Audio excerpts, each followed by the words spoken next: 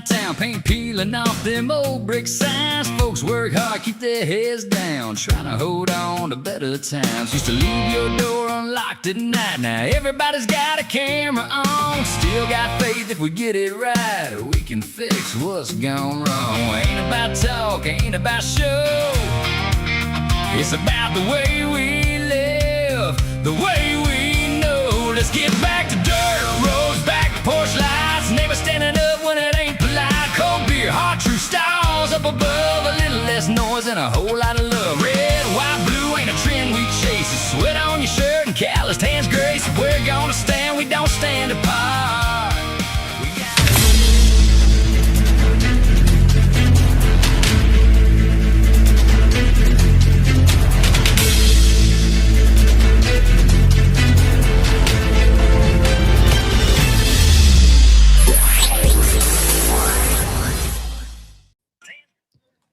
Good evening and welcome into Apex News Above the Noise. I am Kyle Thompson. I'm Craig Blanton. Craig, before we get into everything that's happening in the world today, we have some breaking news today that has just come out over the last couple of hours. Dolly Parton has died today in Nashville at Vanderbilt Hospital. She was 80 years old. Her family actually released a statement, and we will play that now for the folks watching tonight. Hey, everyone.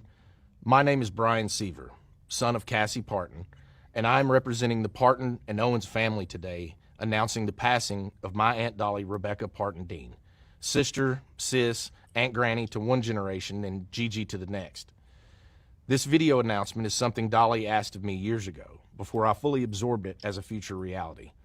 As her head of security for more than 2 decades, a role my father Larry held before me, I have imagined the heaviness of this moment, but haven't truly felt it until now. It is an honor that is mixed with absolute pride and great sadness. But sadness lies with us, not with Dolly. Dolly has lived in the light and is in the arms of Jesus, surely met by Carl, her parents, and countless others who have watched her and longed for her to meet them in the heavens. I first went on the road with Dolly as a kid, getting a taste of the road life in the early 1980s. Dolly opened doors not just for me, but for her entire family to reach the potential we didn't even know was possible. Dolly also opened doors for generations of singers, songwriters, musicians, and dreamers from every walk of life and across every continent. By her example, we believed that anything was possible. She never saw a door she couldn't open, and the doors she opened made and changed history.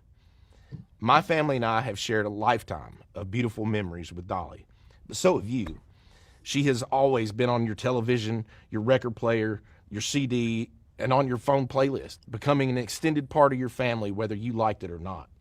Our family and the team she has entrusted with her legacy will work diligently to ensure her spirit will live with us forever. Dolly was a farmer, just like her daddy. He farmed the soil, she farmed songs and happiness. Dolly called me and said she wants to rest in a beautiful bed of plush cotton because after a life wearing heavy rhinestones, she finally deserves to be comfortable and have some rest. Rest in peace, Aunt Dolly, Aunt Granny, Gigi. May God bless Dolly Parton, and may God bless you all. She will always love you. Well, the resume is almost too big to read. 7 decades in the music business. She wrote, oddly, some of the biggest hits ever, she wrote on the same day. Jolene and I Will Always Love You.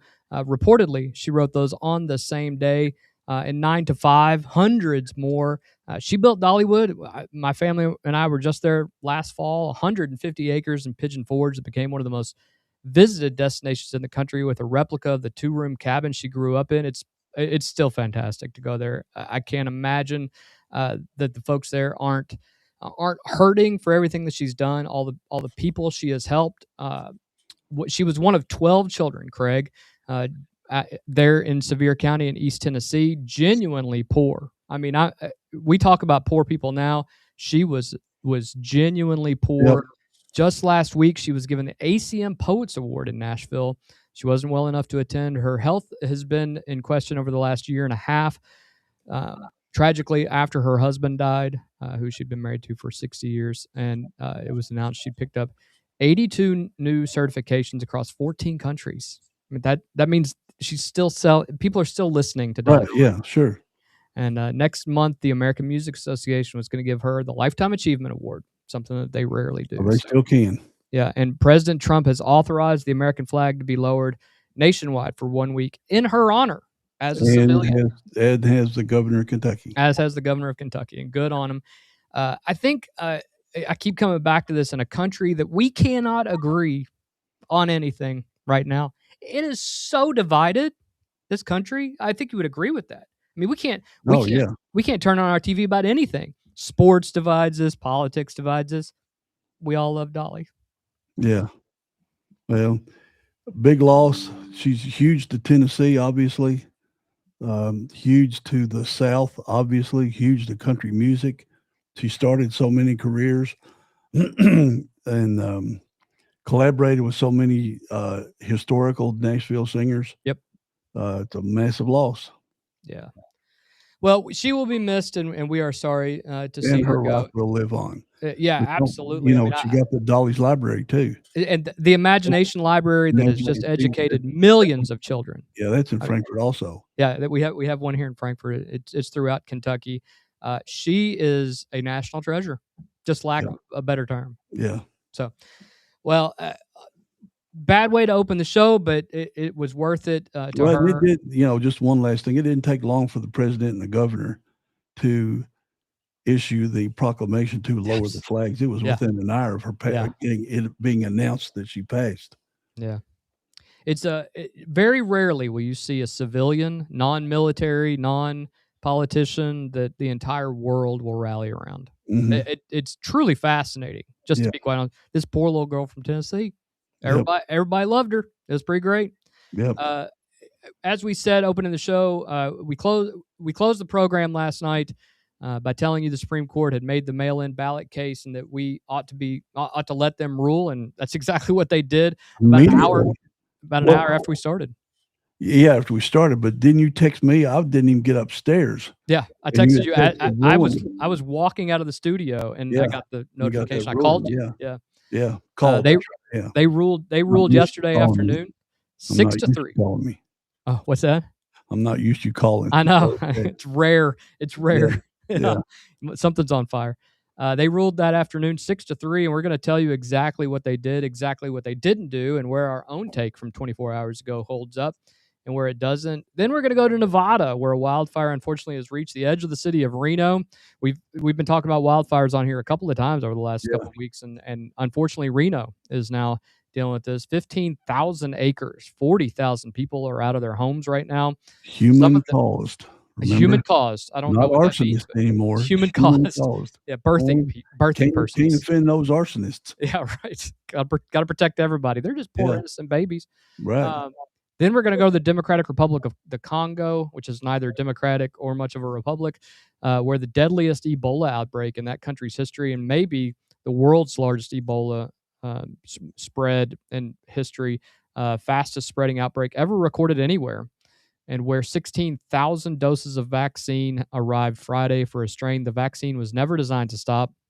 And then 4 sports stories tonight, most of which run through the same school that is not Kentucky. We will talk some Kentucky sports, but LSU has decided to grace our presence with just a bunch of weird positions that they're going to take, and we'll get into that.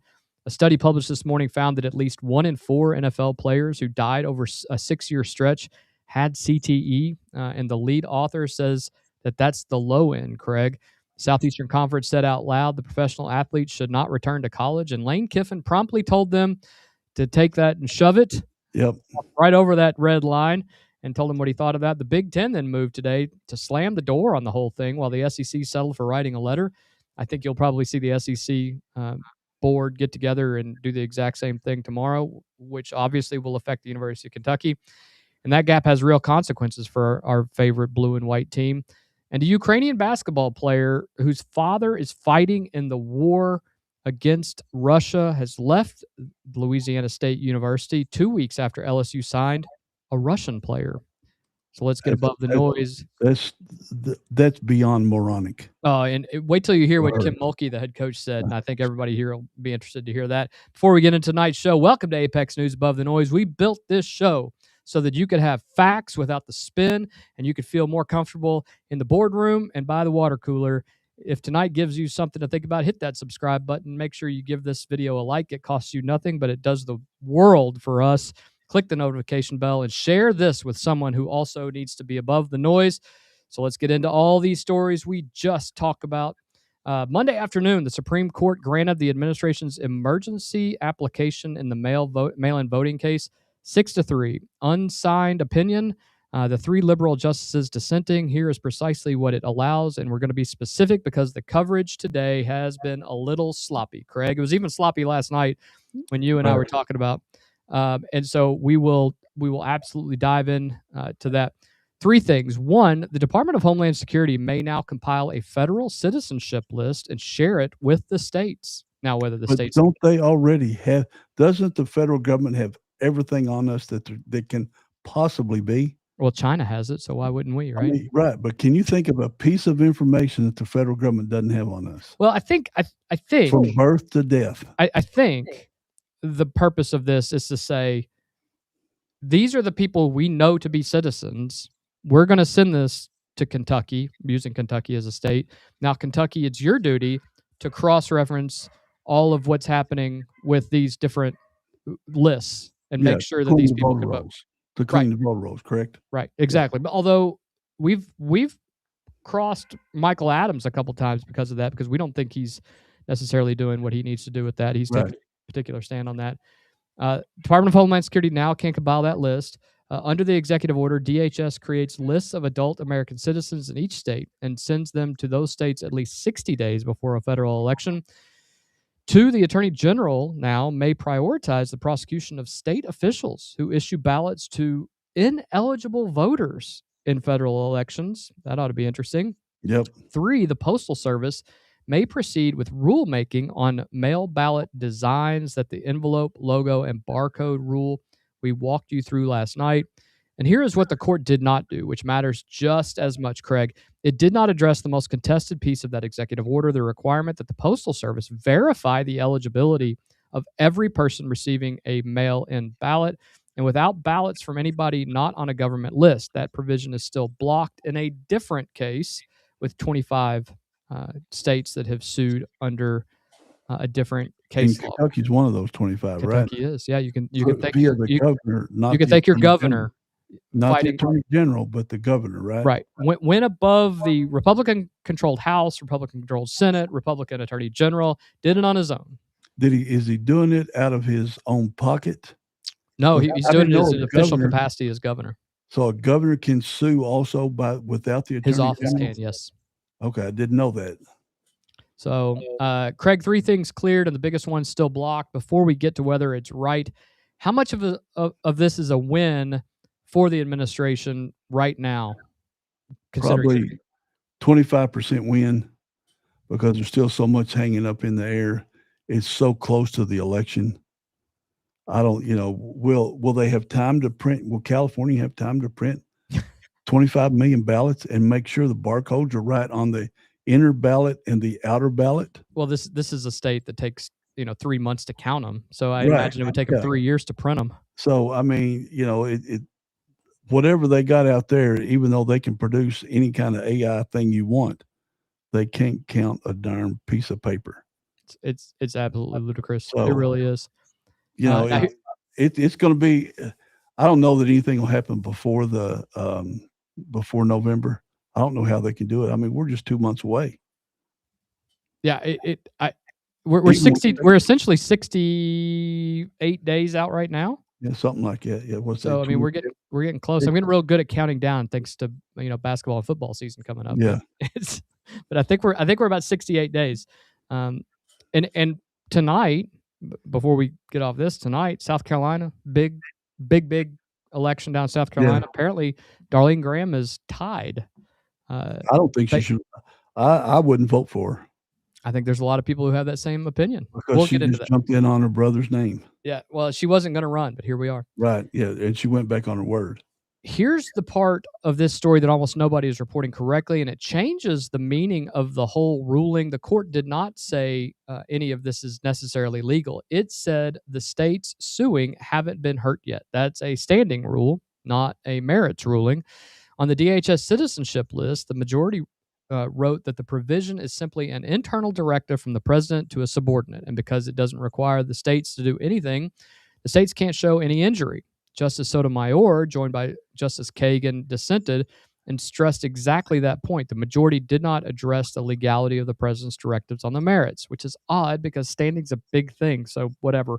Nobody I has. was surprised John Roberts went with it. I mean, I'm surprised him or Amy Coney Barrett do anything Yeah. at this point. Nobody has ruled that any of this is necessarily lawful. And remember what the lower court found. In June, U.S. District Judge Indira Talwani held that under the Constitution, only the states determine voter eligibility requirements, and the president has no role in that area. She held the DHS and Postal Service provisions unconstitutional, blocked them for this November, may not pass on to next November, but it may. That ruling wasn't overturned yesterday. It was paused on the grounds that nobody had been injured yet. The D.C. Circuit had already flagged the same thing. If these agencies implement the order in a way that violates federal law or the Constitution, the plaintiffs can promptly seek relief.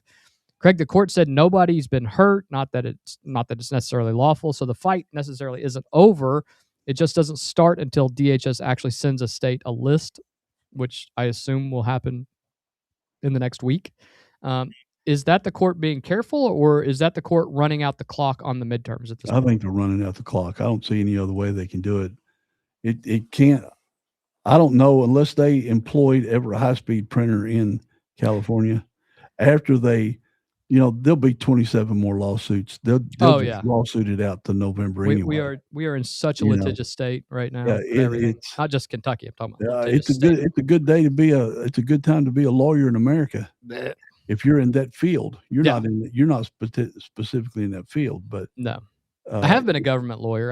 I'm glad I'm not that now. If you're in that field, good God Almighty, you're making money hand over fist. Yeah. And the voters don't give a crap.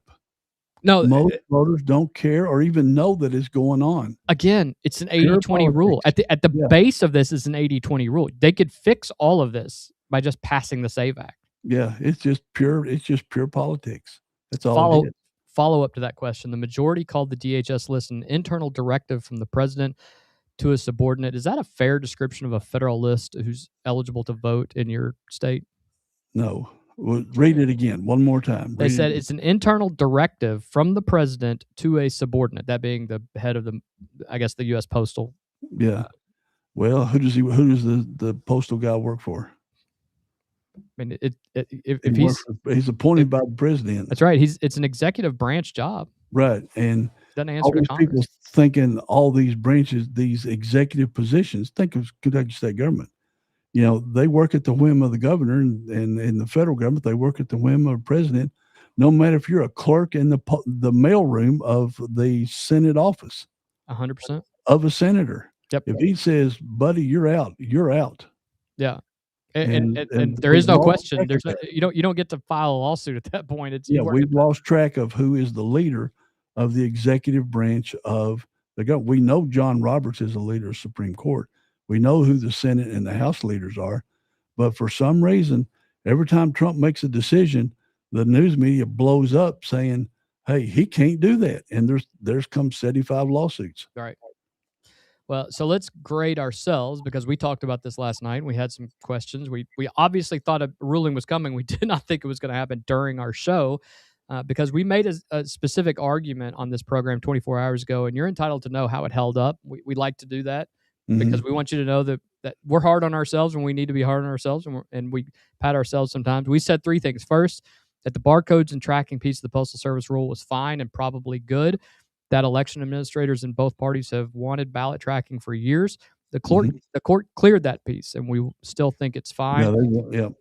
Second, we said that the part that bothered us was the enforcement mechanism, the Postal Service refusing to deliver ballots in states that can't comply, because that's a federal agency holding a state election. Yeah, that's a states' rights issue there. Never going to make it, past 10th Amendment arguments. And we still believe that you can't have a federal agency holding a state election hostage to a paperwork standard. No. Let me ask you this: could a state hold a local county clerk hostage? Oh, 100%. Absolutely. So if a county clerk wanted to drop precincts down from 47 to, or just use ours, drop it down from 44 to 10 or 12. And the governor says, no, you can't do that. You got to put the precincts out in where everybody can get to them. Can the governor stop that? I don't know if the governor can, but I think because They do it because of cost. They did it because of cost. I think that's a Secretary of State issue. Now, could the governor make some executive order? I mean, I guess he could try, but I think a Secretary of State who is responsible for elections in each state would probably be the one that would make any rule like that. Honestly, I don't know. I'd have to check on that. I've always wondered that and I know the point of it is to lower the cost of elections, but of course, California, they don't care about cost. They don't. Speaking of California, did you see today? I sent you that TikTok where the two guys were talking on CBS on I did not 60 Minutes. Yeah. Essentially, they were like, it's going to cost us $180 billion or something to run so it was a spoof. No. Run the high speed rail from from San Francisco to LA. Yeah, 232 billion actually. Yeah, and they're only short 180 billion right now. Oh yeah, but they'll be able to make that up. How are they going to make that up? They're going to raise taxes on California. Raise your taxes in California because the federal government says nope, we're not doing it. They pulled back their billions, and Newsom said it was a bad thing, and and then you see all over the internet, you ain't laid an inch of rail in 25 years. Not one. What have you spent $40 billion on or whatever? Yeah. I don't Environmental lawsuits. Yeah, crazy. Again, which gets back to what we were talking about. Just such a litigious society we're in. The third thing that we talked about last night, we said that the Supreme Court held the case and ought to be allowed to rule. They did, and we're not going to complain about it now that we know the outcome. We did not anticipate and should have is the DHS citizenship list piece that the provision the court cleared that we spent the least time on last night. And it may end up being the most consequential at this point of that executive order. And would that lead to a national identification number like China has? Well, I don't know if, I think it would. I think it gives Republicans at least the ability to walk into the Senate and say, we already have this. We're tracking everything. Now we just need to make sure the person actually voting is the one registered to actually vote, which voter ID would do. Just flip out your whatever you got. Some of the voter things, besides the vouching deal, which is the most ludicrous thing I ever seen, they'll accept a library card. Yeah. They'll accept a Burger King card, maybe. Who knows? Listen, I think this is fascinating, and I'll talking about this. The mail-in ballot thing. Kentucky, it obviously doesn't affect Kentucky that much because we have voter ID here. Yeah. And you and maybe that's why we don't have maybe the ballot problems California does. But I will tell you this. You and I, Craig and Kyle, we're not tooting our own horn. People know us. We know the poll workers. I know my poll workers every time I walk into the same poll workers. Yeah. Hey, Allison Kent Quintus, that's I know her, right? Yeah. Every time she's gonna be sitting there. She asked me for my ID. We grew up together. She asked me for my ID. Same thing for you. I'm not offended. Used to, not that long ago, I would walk into my Evergreen precinct. I wouldn't have to show squat. That's correct. Because two of the people were neighbors in my neighborhood. Right. Another was a person I played softball with for 15 years. So you grew up. No, I knew all the people in the Evergreen fire station. I knew the precinct workers. But today, even though I know the ones we go to the senior center over by the hospital, I know probably 3/4 of those folks. Doesn't matter. You got to whip it out because you got to scan it under that barcode reader. I'm not offended. Are you offended that you have to? Not a second. No way. It means so much to me to be able to vote. I mean, I haven't missed a vote since I was 18 years old. Neither have I. I've never missed an election since I was 18. Not a primary or a general election. I've not missed one. You guys who are online watching us right now, hit us in the chat. Tell us if you're offended when you have to show your ID to vote, or whether it's just whether you got to show your ID, or if you have to show your ID at all, wherever you're at. Yeah, get a library card, or there was something ridiculous came up the other day. Costco card. Oh yeah, you got to show an ID to get in Costco, BJ's, Sam's to get the card. Mom Donnie's. You got to show to get the card. Yeah, then the best of all is Montgomery's groceries. You got to show an ID to be able to shop at Montgomery's supposedly free groceries in New York City. Did you hear they filed a lawsuit yesterday? 15 different grocers filed a lawsuit. In New They ought Jersey. to. I mean, it's That's government competing against them. 100% it's a violation of the law. And they're going 30% discounts. Those people can't compete with that. Well, and they can't find any people to sell them the stuff, which is hilarious. At this point. Yeah.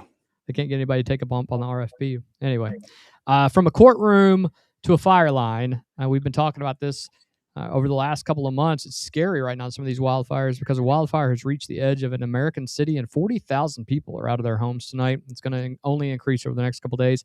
The Hawk Fire has pushed to the edge of Reno, Nevada. More than 15,000 acres burned. 40,000 people have been driven out of their homes. And this is the detail that tells you how fast it moved. Some of them had minutes to pack. Yeah. One woman who got out like told Palisades fire. It really is, and it's similar to the one that they had in Pigeon Forge a few years ago. Mm-hmm. Right. Very, very fast. Another one.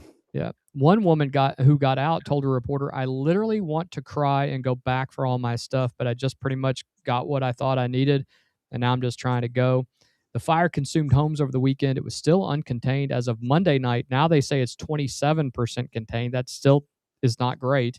Mm-hmm. And right now, crews are working to keep it from jumping a highway. If it jumps that highway, it is in a densely packed neighborhood. I can't even say it's suburbs. You can see downtown Reno. Depending on how windy it is, the embers might get rolling. Yeah. That is a difference between a bad fire and a catastrophe right now. Reno is a city of about 270,000 people. Think Lexington, if you will. It's a little bit smaller than Lexington, but same size relatively. And sitting in a valley at the base of the Sierra Nevada.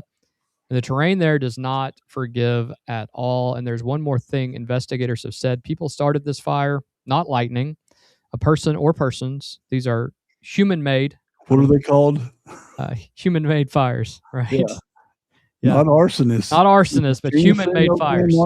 Can't offend a damn arsonist. Yeah. No, can't do that. Gets to the point now where like, oh well, he was really struggled as a child. And I'm sure the guy's mentally ill. Of course, right? There's no doubt about that. Jen says that she's never offended to show her ID. Did y'all have to show it? Yeah. Okay. Yeah, we go to the high school up here, but yeah, we always. So even when I was running for office and my name was on the ballot, even when I was in office on the ballot, had to show my ID. Yeah.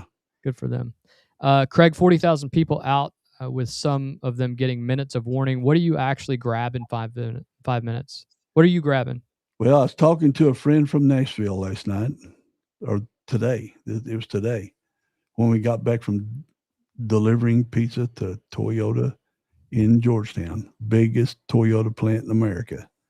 This portion of the show brought to you by Da Vinci's Pizza. And I got to take some more back and be delivered there at 9:25 tonight. So it'll be almost 100 pizzas today. So good day for us. I saw a YouTube video where I got a fireproof safe. I can't grab it. But Garnet gave me an idea. It's a fireproof and waterproof satchel. Yep. To put your documents in that. You can easily grab it and head out the door with it. And that's got all your stuff in it. And I thought, well, I'm going to have to look into that because I've got it in a 200-pound safe. I ain't going to be able to lug out of here. Too old.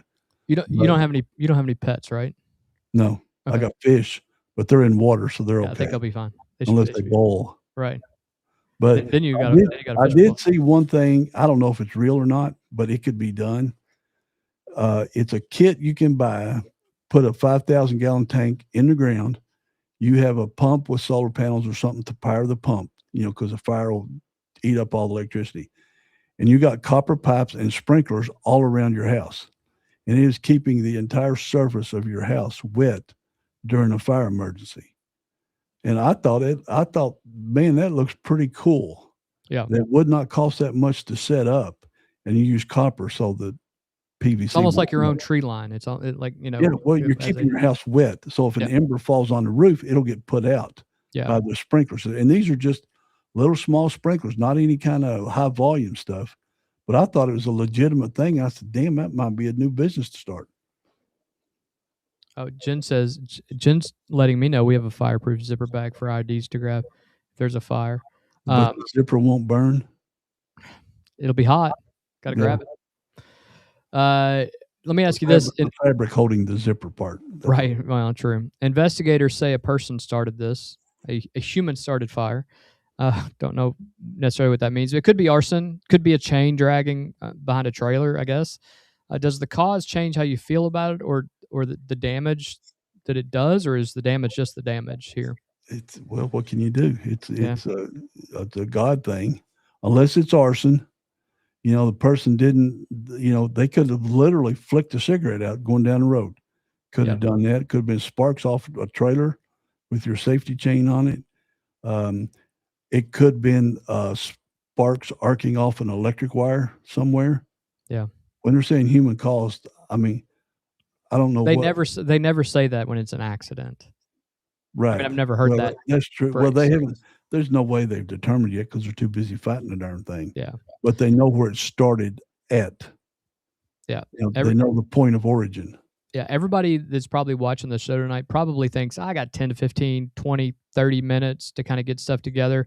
Some of these situations you've got You panic. seconds. You've got to grab your stuff and go. Yeah, you got to practice that stuff. You panic if a fire breaks out. Do you know your first thing is, do I fight the fire? First thing is, do I got a fire extinguisher by my stove? Yes, I do. You do? Do you fight the fire and get your family out? Are you the last one out? Yes, I will be. Yep. After I make sure they're out. Or do you take the attitude, I don't, like one of my apartment buildings, a tenant caught it on fire because they were drunk and passed out. They let their brother stay there and he set part of it on fire. I told the fireman to let it burn to the ground. So I get me a brand new apartment building through insurance. So do you want your house partially saved and destroyed by water?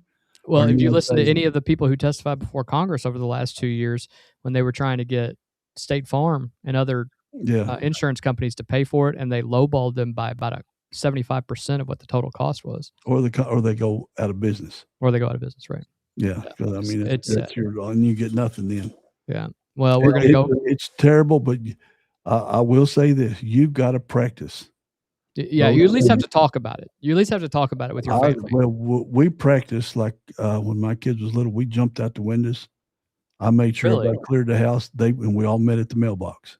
Yeah, that's fair. I like it. So you've got to practice this stuff. I do that stupid crap. I got those pew things by my bed.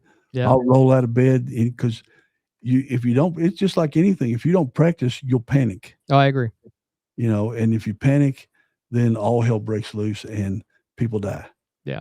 So talk to your family tonight. Talk to them about what would happen if the house catches on fire. By the way, some of the most terrifying videos I've ever seen are house fires, how quickly they spread. I mean, I'm talking, it's not seconds, it's milliseconds, how fast those things spread. And then you have law enforcement officers. One of our good friends has ran in 2 burning houses. Yep. So if you can tell him you've cleared the house, that could save his life. Oh, it could, absolutely. Or a fireman's. Yeah, just have the talk, even with your little kids, even with your little itty bitty kids. I told Teresa, she said, "Well, if you can't get the door," I said, "I'll throw a chair through the window." Oh yeah, yeah. That ain't gonna. You will be getting out of this room. Yeah. I got locked in a conference room today at the courthouse. By the way, that was fun.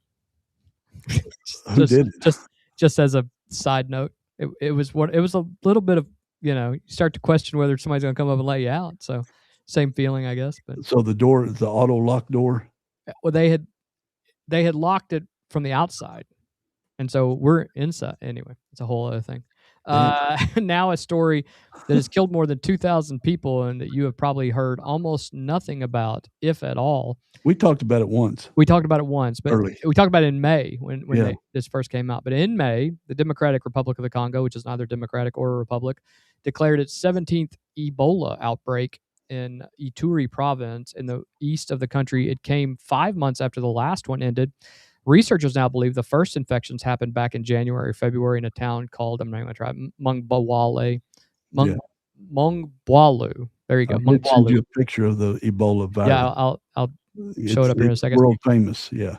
As of a week ago, Monday, the government's own data showed 4,945 cases and 2,325 deaths. That makes it the deadliest Ebola outbreak in the history of the Congo.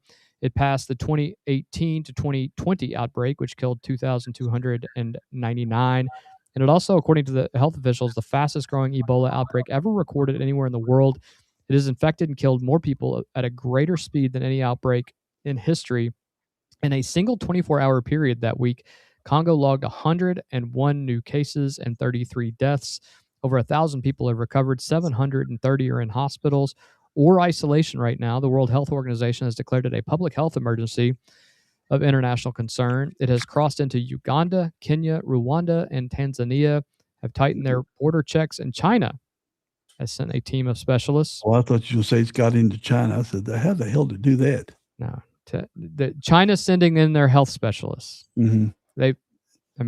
What do we have to worry about there? Well, have they blamed Trump for this yet? Not yet, but I understand that Ebola came from a wet market. Okay, well, I'm serious. I'm kidding about that. He's not funding the World Health Organization. Oh, right. Because there was never illness and poverty and so I'm wondering if ending they're USAID. going to come up and blame, because I saw some early reports that they blamed Trump for cutting off funds to the World Health Organization. Except for every single one of the African health agencies are ecstatic. Yeah, what they say, that's USAID. USAID. We're glad they're not here because Right. they did nothing. All it did was cause more corruption. And they sent money back to political campaigns. Of course they did. They laundered it and sent it back. Craig, 2,300 people are dead now. It's the fastest spreading Ebola outbreak ever recorded. And I bet most of the audience is hearing about it for the first time tonight. Why isn't this everywhere? And does it matter? It's obviously Ebola's been around for thousands of years, but this is something that nobody's hearing about. Should they hear about it? Is this a case that it's not a big deal at this point? It's always a big deal because it could go planet wide, but it's a poor African black country. And the news media is engulfed with every step and every breath that Trump takes.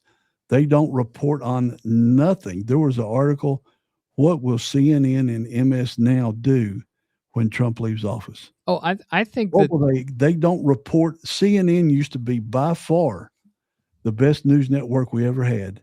Wolf Blitzer was the next Walter Cronkite. Yeah. Until that dude came in and took them far left and ruined CNN. So think about this.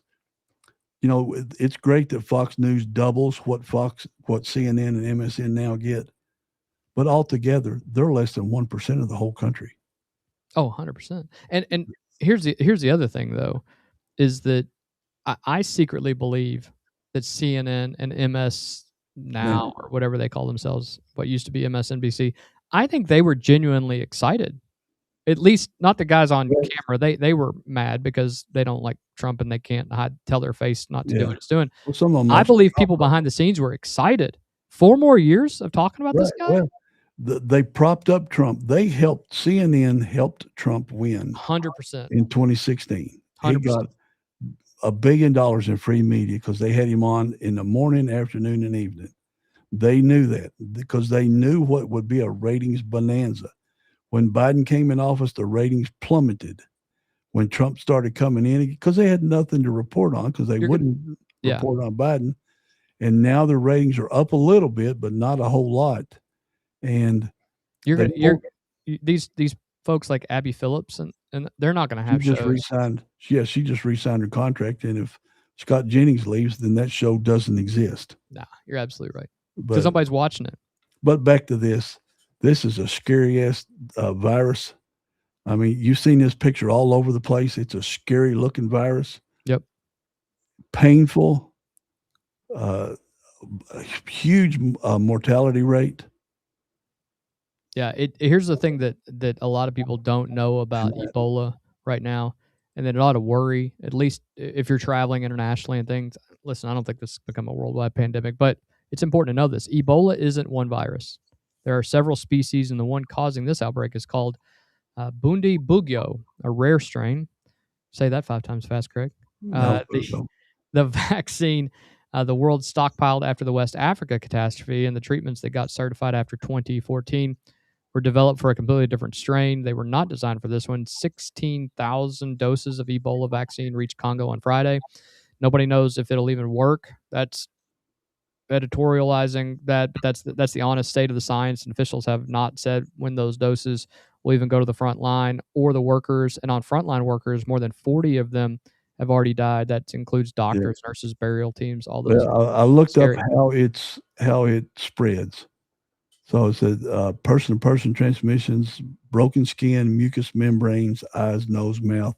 So if you touch somebody that's got it, you go rub your eyes, like I've probably done 5 times already. Since we've been on here, I just rubbed mine, and now you I think I'm itching. Blood, or let's say, come in contact with blood or bodily fluids of a sick or deceased infected person. Urine, saliva, saliva, spit, sweat, feces, vomit, breast milk, so you can amniotic fluid, so you can get your baby. Yep. And semen, objects or surfaces contaminated with those fluids. So, man, no wonder they wear those those suits in that photo right there, and are gloved up. Toxic, yeah. That's a bad virus in Congo, because they're always at war. They are.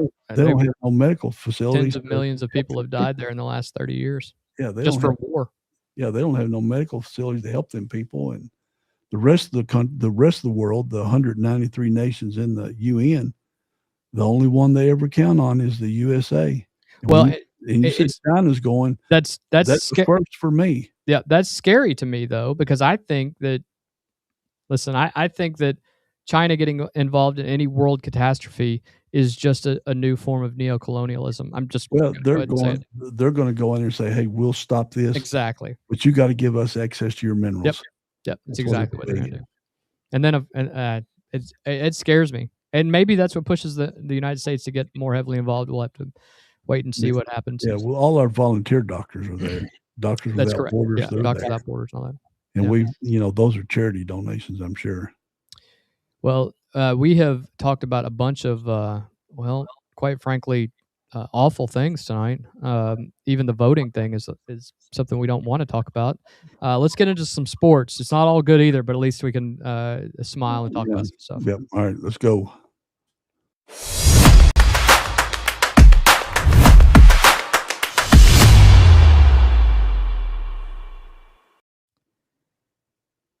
We're going to start off with the bad. We'll just get into the crazy after that. A study published. That's a negative show today. Yeah, it sure is. Holy. It's a good thing I don't drink. Really? At least all the time. A study published this morning in the British Medical Journal by researchers at Harvard Medical School, Massachusetts General Hospital, Boston University, and other institutions found that of the 828 men who played at least one game in the National Football League and died between 2016 and 2021, at least 25% had CTE, chronic traumatic encephalopathy, about 215 of them total. Now, some of you are thinking, I thought the number was 99%, and that's why this study matters, so stay with me. That famous 99% figure from 2017 was 110 out of 111 donated NFL brains. Right. It was accurate, and it was biased, and the researchers said so at the time because those families had donated brains of people who had either died by suicide or had violent endings to their life, so they wanted to be studied. And 110 out of 111 families did donate those brains when they already suspected something was wrong. So that study told you what a share of suspicious brains had CET. It could not tell you what share of all NFL players have it. This study tried to answer that harder question. Of 1,712 former players who died between 2008 and 2021, only 338 donated brains. So 643 were never examined at all. Right. And does it say their ages? I know, because some of them are young. I know that. I will tell you that the average life expectancy for an NFL player who played longer than 5 years is significantly less than the 79, 80-year-old age that we are seeing in Americans right now. You're looking in the late 50s. 60 is a good age, which is always amazing. Yeah, because they're broken down by then. Yeah. It's but there's a lot more safety involved. But not. I don't know if NFL can football ever be safe, Kyle. It never. It never has been. Never probably will be. I do like, and we are big football guys. We watch a lot of college football. You and I do the play-by-play for the local high school football team here. I greatly appreciate the fact that at least in practices, a lot of these kids are wearing the safety caps on their Right, that's what I was asking about helmets. earlier. I hate to be the guy that is, nervous ninny. These are young boys; their brains are developing. I think you have to take a real look at whether it's in the best interest of these children, because that's what they are. A great majority of them are under the age of 18. Uh, whether these children should wear safety caps in ball games. I just, and I hate to be that guy, but I care about these kids. I asked you about it before we went on Yep. air, and I don't know why they did. If they wear them in practice, that's to save them for a head knocks for the season. Why are they not wearing them in the season? I don't care. I think they look pretty cool. I mean, they're not shiny like you see in all the uniforms. You can't chrome them out and turn them black and all that stuff. But who gives a darn? We're not there to look at the helmets. Listen, some NFL players are starting to wear the safety caps during the games, and they look like the helmet and everything else. But those are guys who are protecting themselves. Very famously, there are a couple of guys who are in the Hall of Fame who would not get tackled as wide receivers. I will go down before I get tackled because why should I get tackled if I'll just go out of bounds? What Deion Sanders do? Yeah. I mean, he was the greatest cornerback ever, but he ain't gonna hit you head on, his head down. Yeah, he wasn't a tackler. He was chased down from behind or an interceptor, but he wasn't a missile. A guided missile to tackle a dude if he did catch a pass that did get Deion, if they ever even threw a pass in his direction.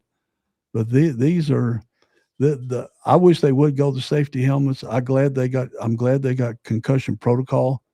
I'm glad they make the players sit out, not like they, in the 70s and 80s, they just shoot a pain shot in your knee or something like that and send you back out there. Yeah. But that's why I was wondering about the age, or with all the safety stuff we've seen in the last 15 years, is it appearing in those players, or is it the ones from the late 90s, early 2000s? Well, I think you're still seeing injuries, but even with better technology, better helmets, better safety precautions. I'm talking about just head injuries. Right. That's what I'm saying. But technology in the helmets, mm-hmm. I still think even with concussion protocols, I still, we famously, I'm trying to think of which quarterback it was, essentially said, "Oh, I had a concussion the whole season." Right. Brett Favre was one of them that's done that. Tyler Lockett very famously was just talking about this, a Seattle wide receiver. After a 2016 major leg injury, he won't get tackled anymore. He will slide, or he will go out of bounds. And he played in the league 9 more years. There are people who do that intentionally.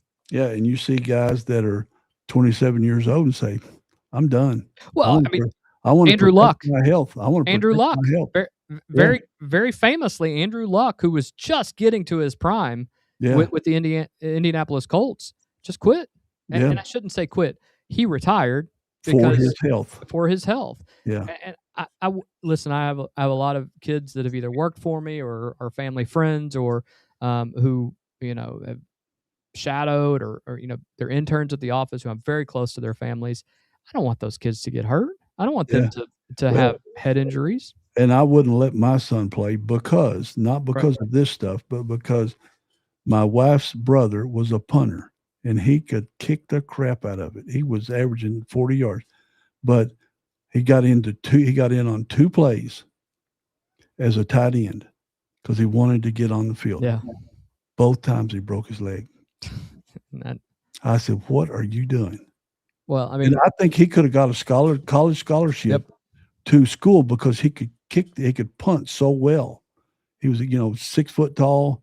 And he was a really good punter, had a lot of yardage, a lot of hang time, but he broke his leg on 2 offensive plays. He wasn't well. And now you got kids who are deciding. These are 2 or 3 sport athletes who are deciding, I could play football and I'd probably be pretty good, but I could play baseball. Much less chance I'm going to get hit in the head. By basketball, not wear a helmet. Basketball, not wear a helmet. Yeah. Or in our household, Kate ran track and she also played basketball and played soccer.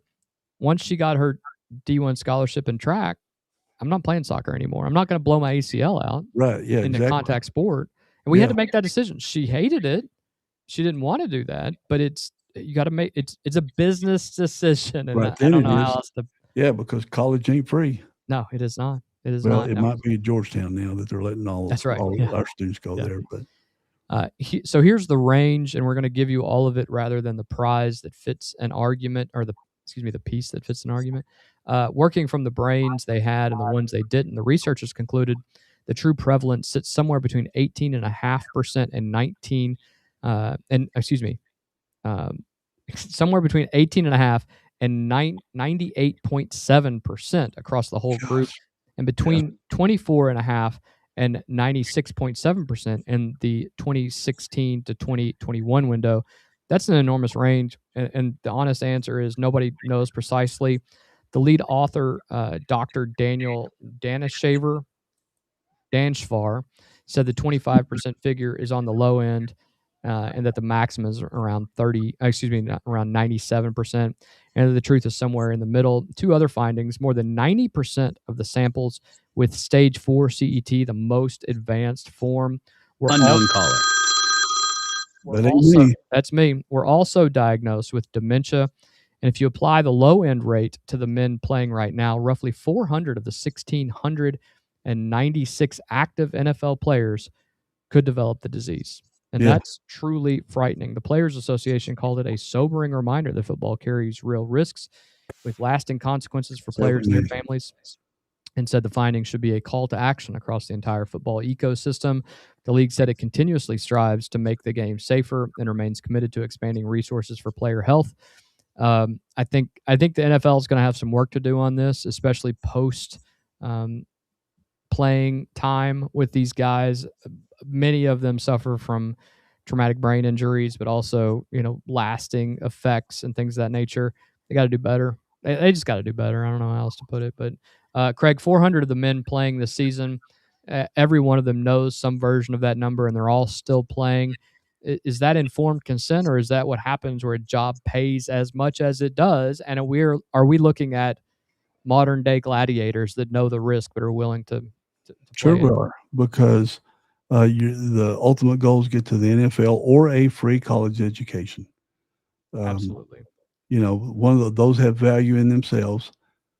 The average life cycle of an offensive lineman in the NFL's, I think, a little bit less than 4 years, but which happens to be the same life cycle of a teacher is 4 years before they change professions.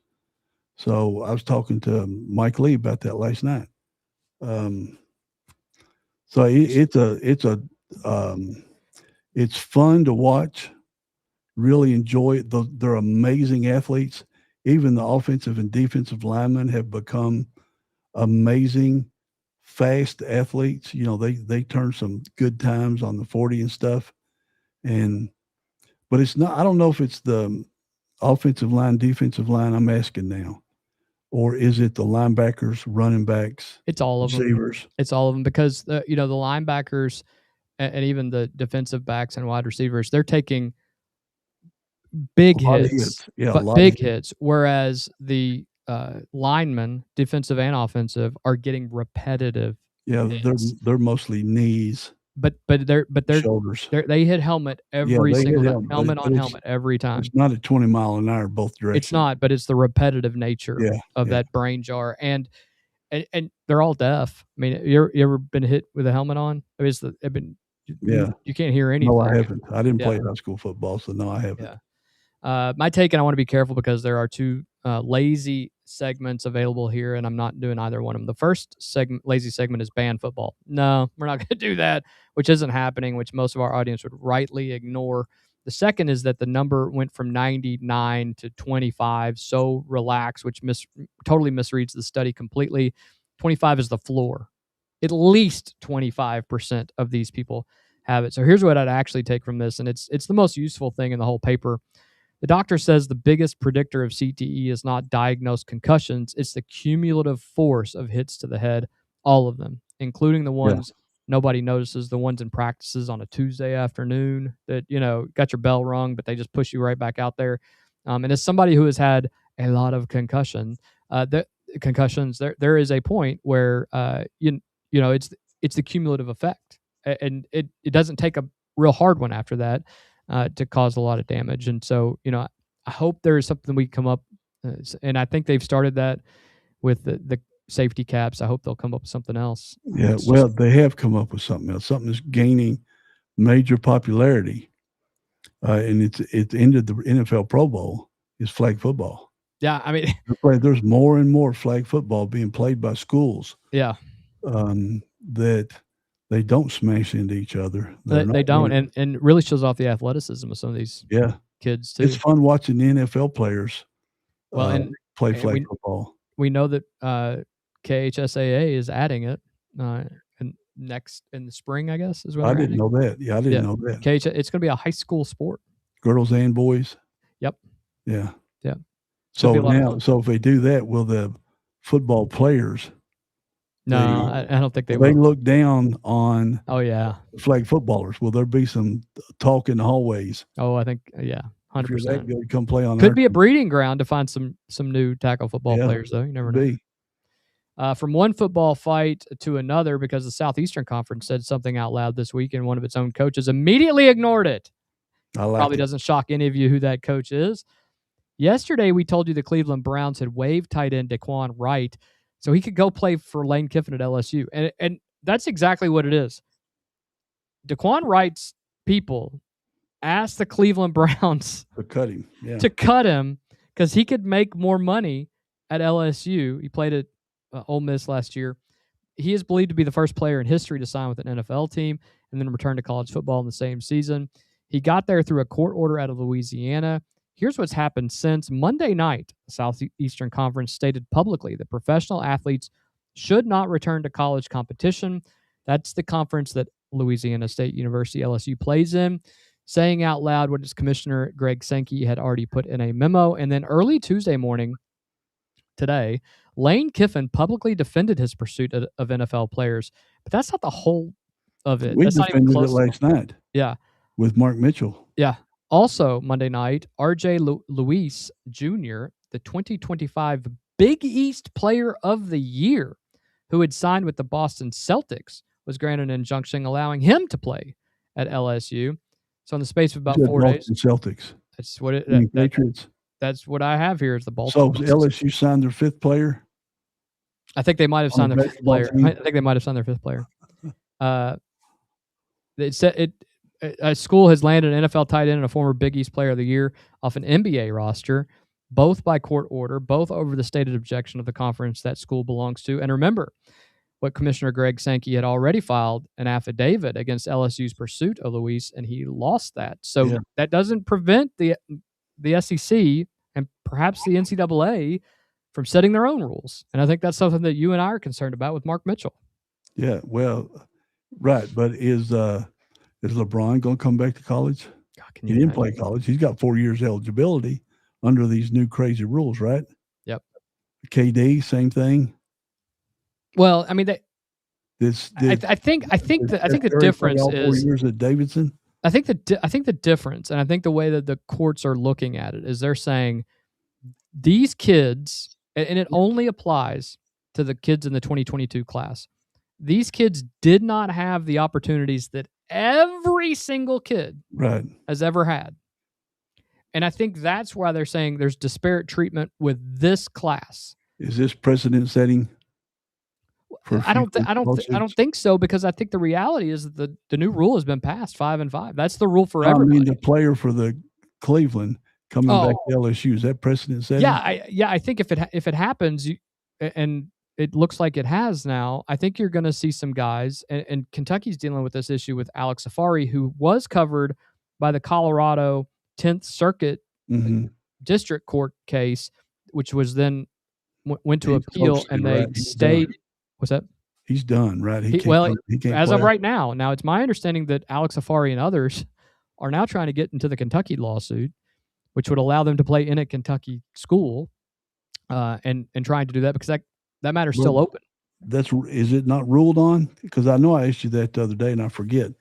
In the Kentucky lawsuit, it's done, right? No, it is not done. They have just granted a temporary restraining order. Okay. After the temporary restraining order, then they will go to the injunction portion of this. They'll have a hearing on it. Once there is nothing that you can appeal in a temporary restraining order to a higher Right. court. It Stays there. I did learn that. Yeah. However, an injunction that you can take to the higher court. So let's say in September they grant an injunction that does the same thing the TRO does. That then can be appealed to the Kentucky Court of Appeals. All that to say that this thing is probably not done now, because we're still at the circuit court level in Jefferson Circuit Court. It would only make sense that anybody who wants to play at a Kentucky school right now and falls in that very defined 2022 class would try to jump into that lawsuit. Well, are there more than one court of appeals in Kentucky? No, there's one state court of appeals. So it's in Frankfort. Yes. So we could go watch the case. Could. Yeah. I mean, if they'll allow it. Now, I'm asking. Do they got seating for viewers? Sometimes they allow people in, sometimes they don't. It's not always open. Because I remember going to district court when I was at the sheriff's office. And, I went to circuit court a couple times at the request of somebody. They needed something, and I went up. So I just sat down and watched for a little while. Well, I think so. Let me ask you this question: the conference said don't do this, and a school in that conference did it twice in 4 days.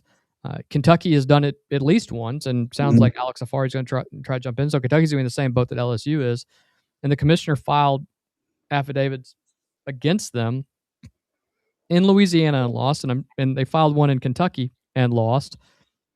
What is a conference rule at this point? It doesn't. Do conference rules matter? Yeah. Well, we said yesterday when Mark Mitchell, when you said that he could not play a game this season, or he could get, could say on December 13th he can't play anymore, and then you got to determine if you have forfeit games and stuff. But Lane Kiffin said what we said yesterday, which was go on and get them, because if you don't, somebody else is going to recruit them. And this guy that Lane Kiffin's got, the tight end. So they're the commodity that's scoring a ton of points. They bail out quarterbacks right and left, and they're a good commodity to have.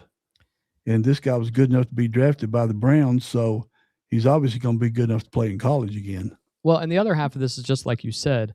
Kiffin's implicit argument here is that if a court has ruled somebody eligible, it would be malpractice as a coach to not take this guy.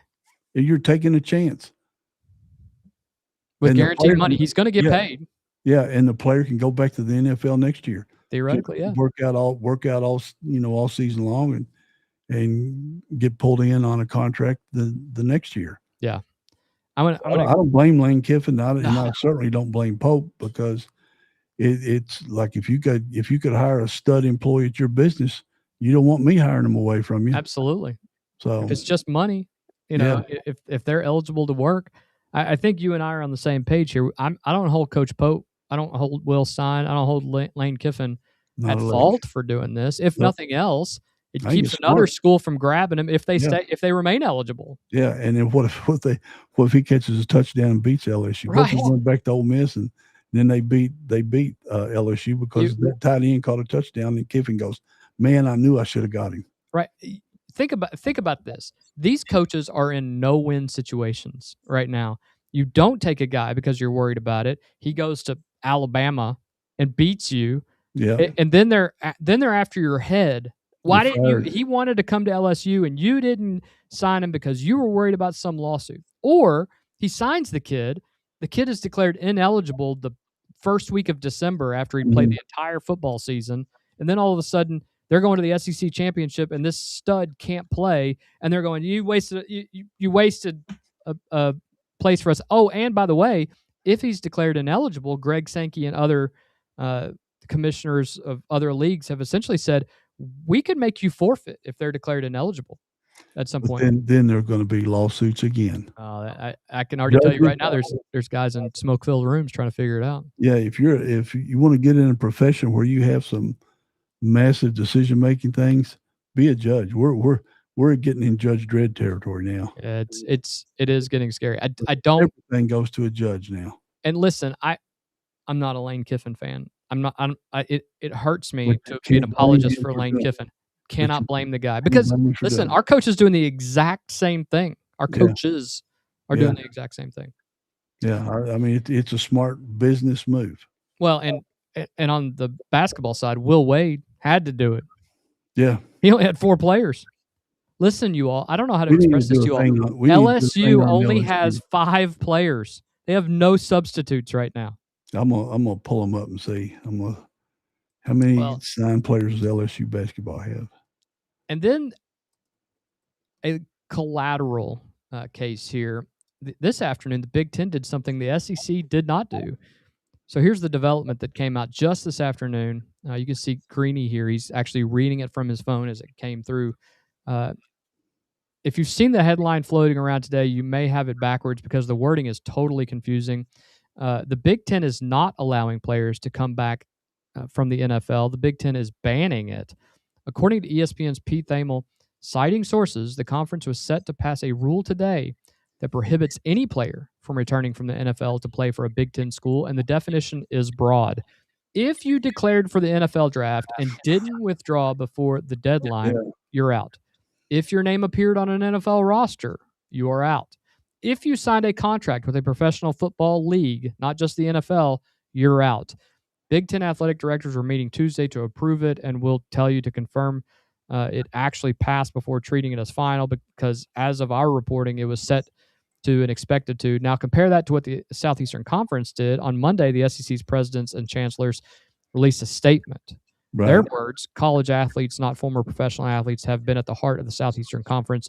Individuals who choose to leave college athletics, sign professional playing contracts, and compete professionally should not then be permitted to return to college.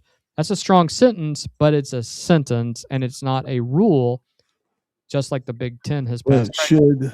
should we have a paid league in college and then a purely academic collegiate team? Well, theoretically, you basically have that. Ivy League. Yeah, you basically have that with Division I, and then what used to be 1AA, but is now Division II, Division III. They don't get no TV time. They don't get TV time. If you want to just see the pure athletics of it, or do you want to do this? Because I checked the LSU's basketball roster as of today. According to Grok, they've got 4 signed players. But I think they're waiting on to see if RJ Luis is going to. They've got 2 or 3 that are committed, but they haven't shown up yet. Sky Clark, Donovan Dent from UCLA, and then some foreigners. Israel, Mark. I can't even pronounce them names, but they could potentially have 8 or 9. Let me tell you what else LSU did today. Kind of crazy. We told you about Daquan Wright from the Cleveland Browns. Since then, Xavion Harris, the former Ole Miss defensive lineman who was waived by the New Orleans Saints, announced on Instagram Monday evening that he's joining Kiffin at LSU as well. Hey. So now he's taken 2. Yeah. His description of it was 2 words: business decision. Both men played for Lane Kiffin at Ole Miss. Both are among 16 players covered by that Louisiana court order, and to regain college eligibility, both have to terminate their pro contracts and repay any money they earned in the NFL. Now listen to Ohio State's Ryan Day. Now, Ohio State is ranked number 1 preseason. My buddy Dan, I'm sure he is going to watch this if he's not watching right now. Biggest Ohio State fan I know, just to prove that there are decent Ohio State fans, decent humans that are Ohio State fans. Yeah. And Coach Pirate Redbeard, by the way, who is a huge Ohio State fan. God bless him. We need to get Eddie on here and talk about all this stuff. We absolutely should. Although you know how Eddie would do. Oh gosh, guys, I mean, it's one of those things where kids are just being kids, and they all got to take care of each other and everything. Would this be happening if NIL didn't exist? Would these players be coming back to college? Oh Lord, no. Of course not. No.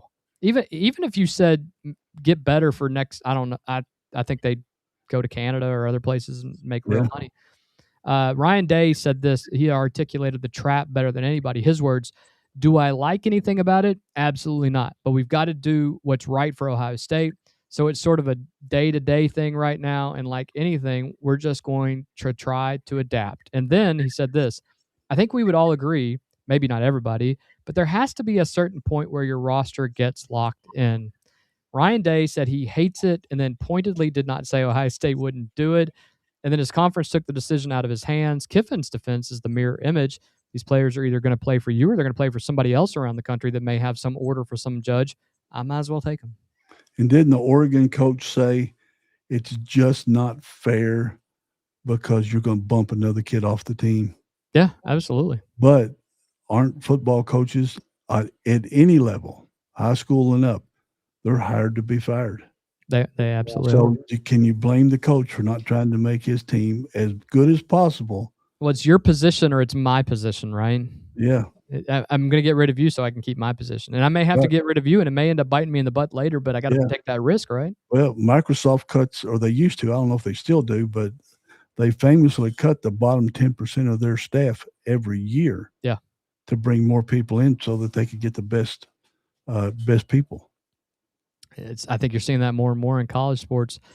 Here's the part that matters to us because this lands directly on UK and Kentucky. The SEC has not passed a rule. It expressed a preference. School has started. These kids are enrolled. You're going to start setting rules now. Right. Again, while all this was happening in April, if you were going to do something, don't wait for the damn courts to do it. You need to set the rules then. Let me just be clear. If I don't care if a court allows you to be here or not, you're not going to play in the SEC. Then let people file their additional lawsuits, calling it some type of antitrust lawsuit or whatever it is. But now you're gonna set a rule after the fact. That doesn't work. It doesn't work in American jurisprudence, but it also doesn't work when you're talking about college sports. And that's exactly what you have.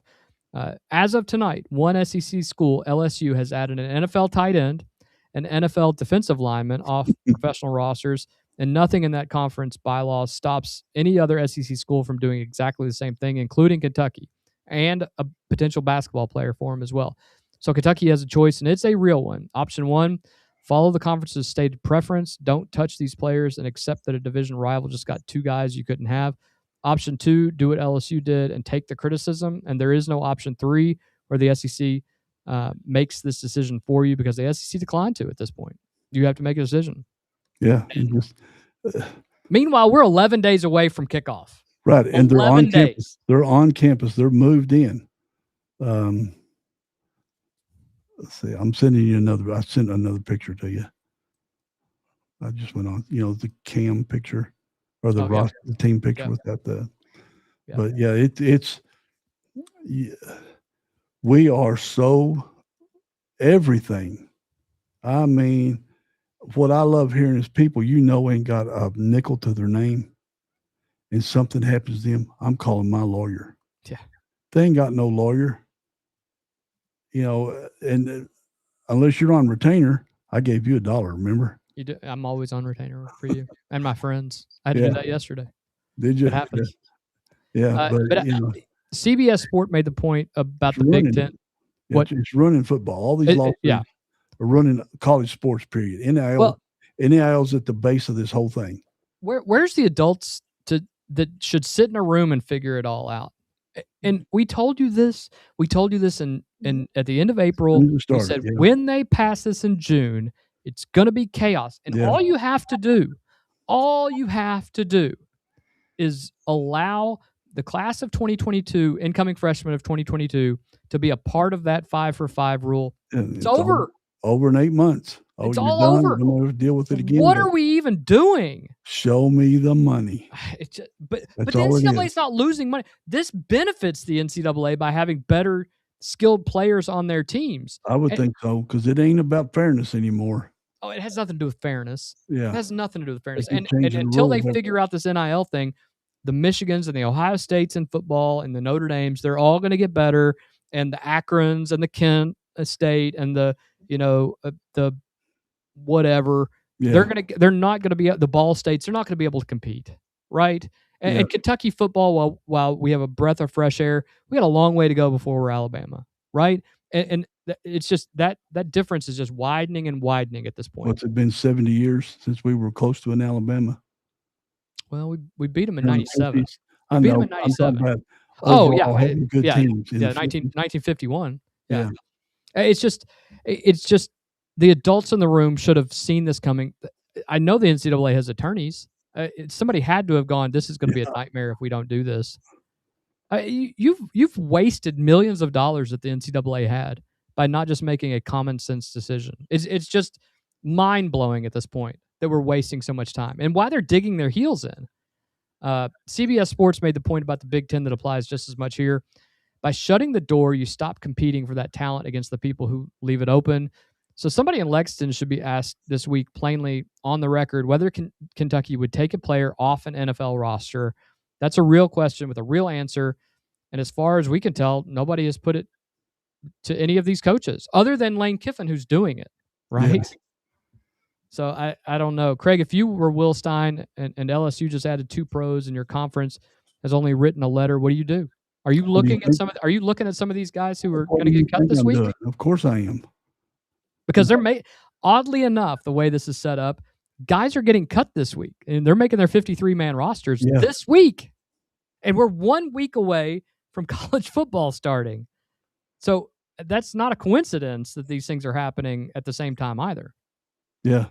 And I do not know. Before we go to the last story tonight, dealing with LSU, because LSU's in the news about everything, I want to stay on UK basketball for a second. You sent me a picture yesterday.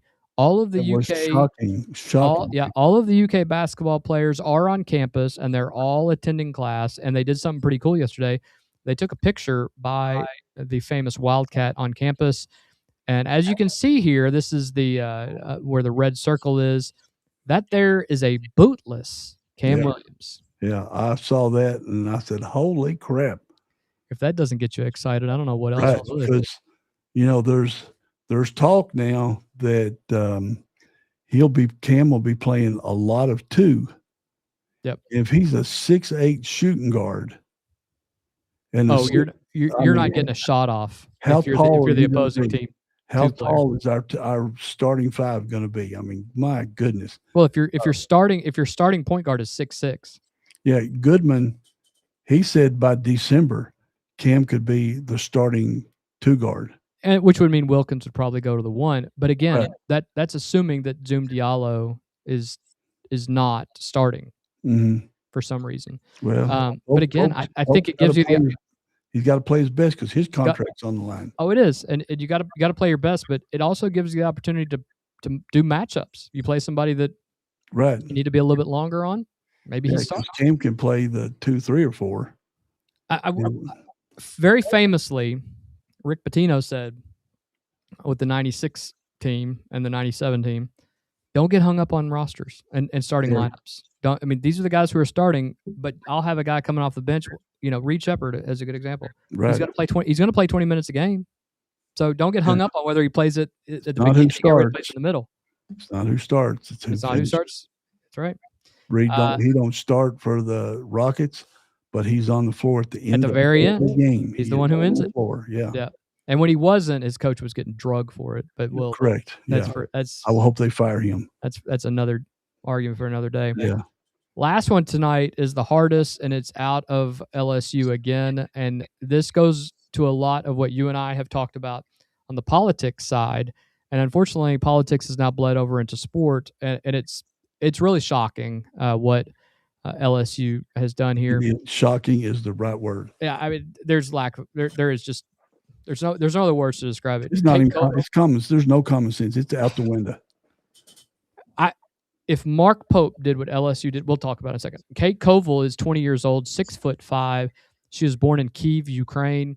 She came to the United States for high school, played at Long Island Lutheran in New York, and was a McDonald's All-American. She spent her freshman year at Notre Dame, made the ACC All-Freshman team, led the Irish in block shots. She transferred to LSU last season, averaged 8.3 points and 6.3 rebounds, shooting 56%, playing in all 35 games. Her 43 blocks ranked 10th in the entire country. She was LSU's only real low-post presence all year. On Sunday, she went to see Coach Kim Mulkey and told her she was leaving the program. LSU announced it Monday night, citing personal reasons. And here's the sequence, which we're going to give you exactly as it happened. Less than 2 weeks earlier, LSU announced the signing of Anna Maneva, a 17-year-old center, also 6'5", who previously played professionally for NBA Moscow in Russia. Kate Koval's father, Alexander, is a member of the Ukrainian military. Yeah, the girl's Russian. Yeah, she's from Russia. Alexander is a member of the Ukrainian military and has fought in this war for the last 4 years. Mm-hmm. Russia invaded Ukraine in February of 2022, and Monday, the day this was announced, happened to be Ukraine's Independence Day. Right. Craig, before we go any further, and I'm going to tell you exactly what Kim Mulkey said here, neither Koval nor LSU has publicly connected these two things, and we're not going to directly connect them, but I think it's pretty clear what is happening here. A reasonable person reads that sequence and draws a very distinct conclusion. Is that fair? Yes, because you got to have team harmony. I mean, Kim Mulkey, all she gives a crap is what outfit she wears at the games, how flamboyant they can be, and then how she acts on the sidelines, which is crazy.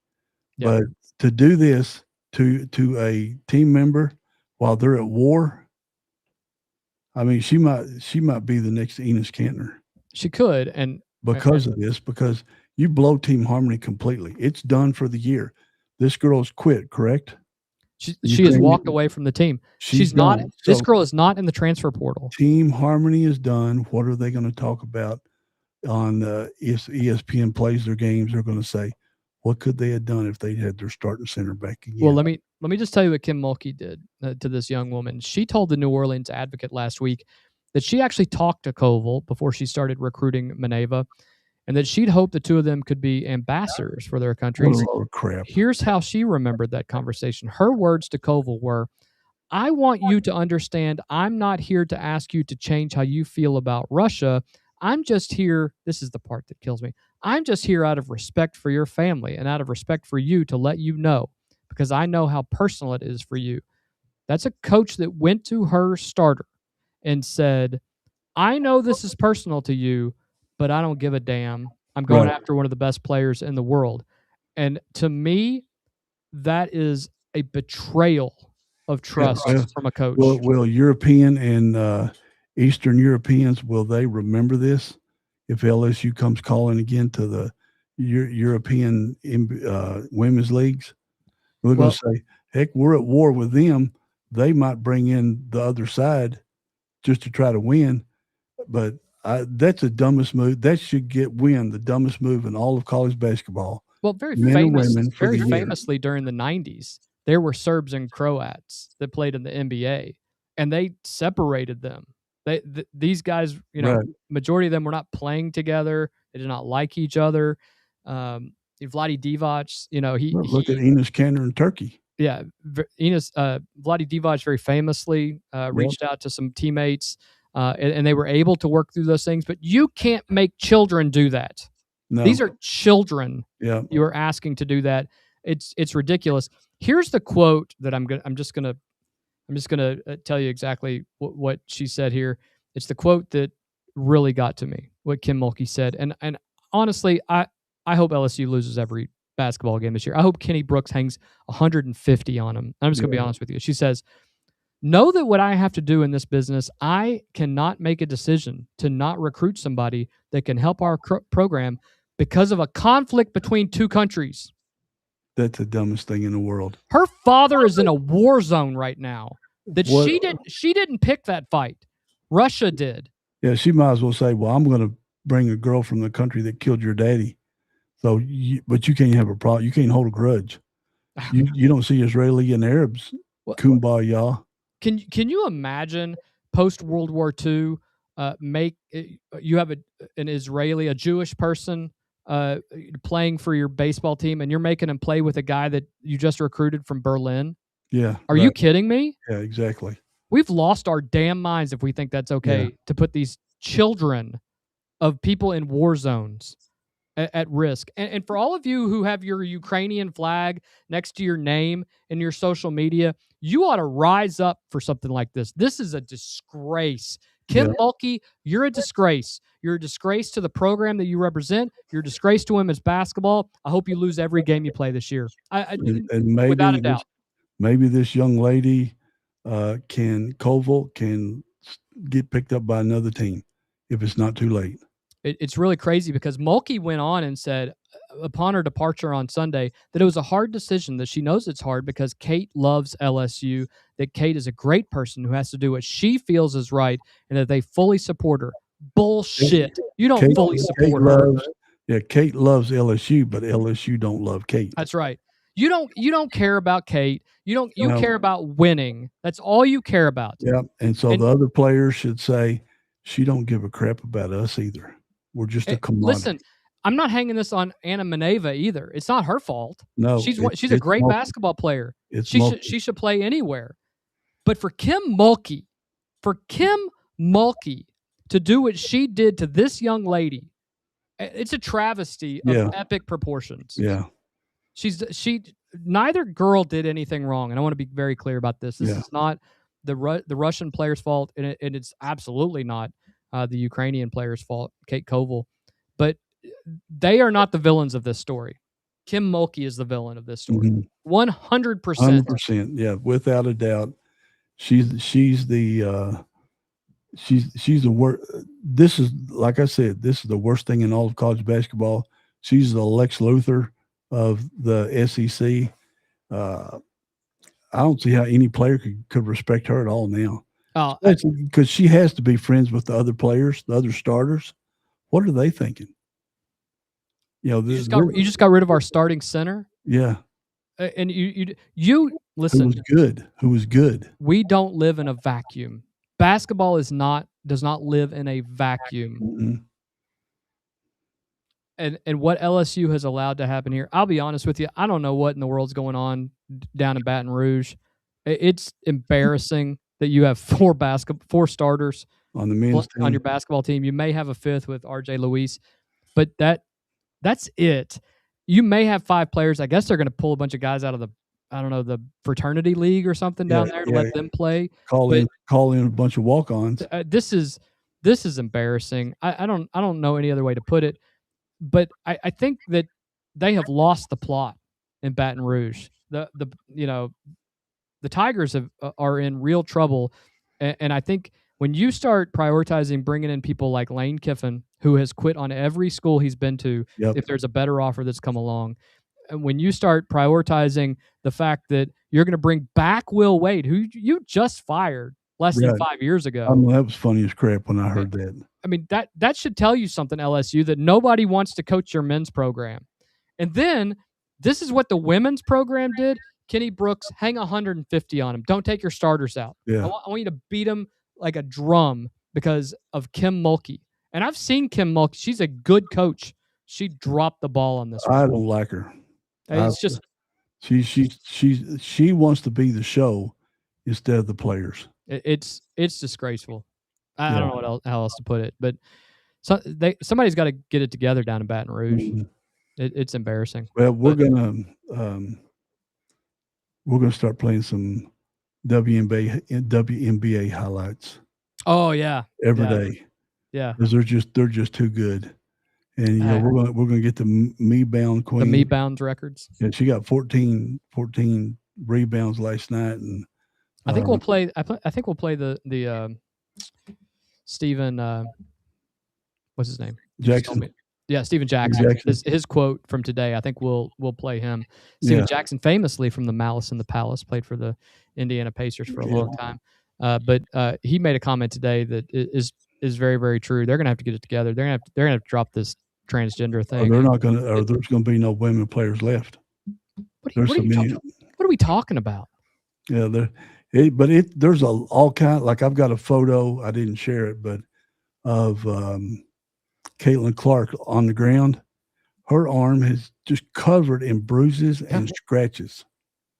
She's got 6 or 7 visible scratches and bruises. And I asked the other day, why did the WNBA allow their players to have long fingernails? Yeah, because she's gotten poked multiple times in the eye. They're going to poke somebody's eye out. They're going to poke somebody's eye out. But the highlights in the WNBA, they're just too good. 17 air balls a game. Euphemistically. Oh yeah, that's ironic. It's funny. It's fun to watch them. I know people might get upset with some of the things that we show, but there are I'll tell you this: the WNBA is pushing Angel Reese harder than they are any player in the whole league. I love when they say they post something like she's the first player to get 800 rebounds in her career. Well, 700 600 are rebounds. from her. Yeah, so 700 rebounds. That's what she got mostly last night because that tall center that they played. Let's see. I think I got the box score pulled up. No, I don't. Jen wants me to do the Tucker Carlson impression. What are we doing? What's going on? Is it Natasha Hurd? Whoever the center is on the Lynx. Okay. She blocked her shot about 7 times. Yeah. And then it wasn't even close either. She got a rebound. Well, she goes in just wild. She just goes in just knocks players over. Everything else. You You would think that she would be getting better over time. I believe she's getting worse. Hey, she got WNBA Player of the Week, said that she averaged 24 points a game. And averaged 24 points a game. I want to see it. I'm going to have to go back and look through the last week. Well, she was 3 for 14. Yeah, Last she had a pie game. 3 for 14. Yeah, Sunday night she was 3 for 14 with 14 rebounds. But she did, and then Caitlin Clark dropped 38 and only had 5 free throws. Yeah, that was the revenge game. Remember? Yeah, because Carrington marked it on the calendar. They did. They beat you by 23. Got smoked. She got embarrassed. I think she ended up with 5 points. Game. Yes, she didn't get. There was no talk in that game. No, it's crazy. Anything before we get out of here? No, just we're going to be doing more sports highlights like that because they're just too funny. I will say there are some elections. And there was a great home run catch. Guy climbed the wall. Oh yeah, kicked it off his foot. Took 2 steps up, grabbed it with his hand, put his glove up and caught the ball. It is the catch of the year so far. Yeah, it was 13. I think they said he was 13 feet up. Yeah, it was. I was thinking of the guy who kicked it with his foot, but then right after that. Yeah, it was an amazing catch. Tonight, the big one, the marquee election, is South Carolina's Republican primary runoff. The winner will very good chance they're going to be the individual who fills Lindsey Graham's seat. Tonight, Darlene Graham is running against Representative Ralph Norman in a runoff that is right now in the polls is a statistical tie.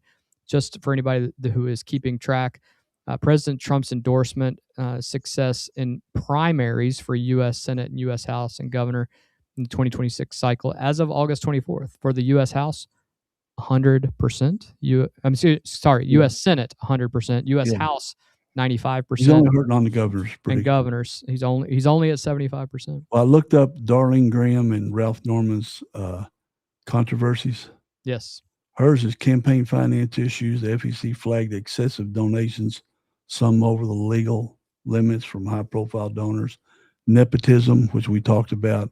Yep. Her past association with DEI initiatives, which are certainly not Republican. The commission definitely not. And Norman's got business and immigration. He hired an illegal at his construction firm. He displayed. This is funny. I think he displayed a loaded handgun during a constituent meeting with gun control advocates. He also made a mocking sexual assault allegation against Brett Kavanaugh by referencing Ruth Bader Ginsburg and Abraham Lincoln. I didn't even know that one.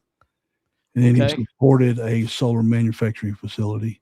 Ooh, you lost me in solar manufacturing facility. You know my feelings about that. So there's a little bit of stuff. Georgia's 13th district has a open race tonight, a deep blue, right around Atlanta.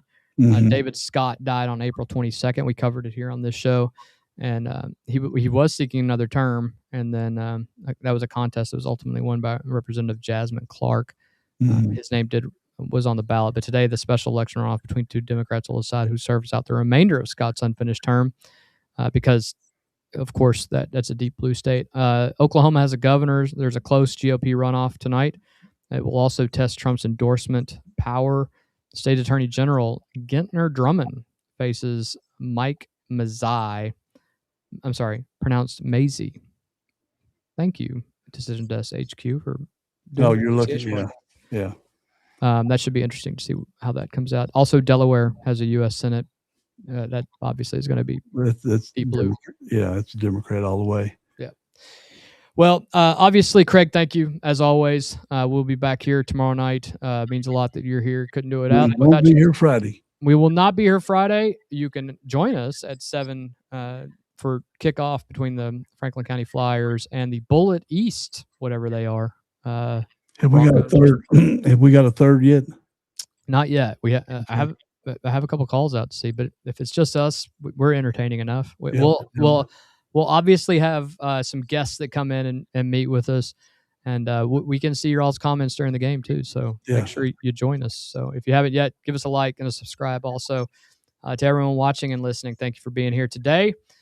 Make sure you share this with somebody that also needs to be above the noise. But until next time, make sure that you stay informed, stay sharp, stay above the noise. Have a great night, everybody.